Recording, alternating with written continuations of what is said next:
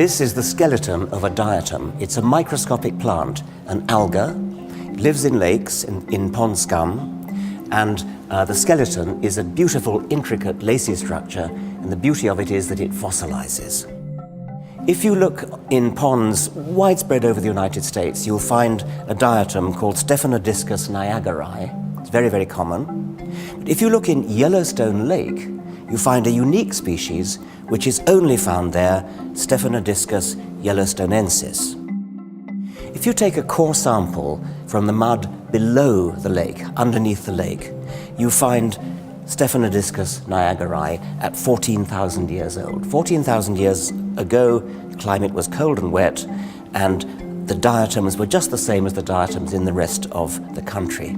But as you look in more and more recent core samples, 12,000 years, 10,000 years, you get a gradual change from Stephanodiscus niagarae, gradually changes through all these transitional forms. At about this point, it becomes recognizable 10,000 years ago, it becomes recognizable as yellowstonensis, and goes on to today, where it is yellowstonensis.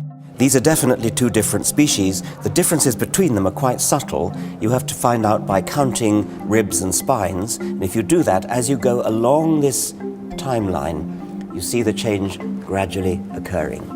This is a perfect example of intermediates in the fossil record showing the complete history of the evolution of a new species.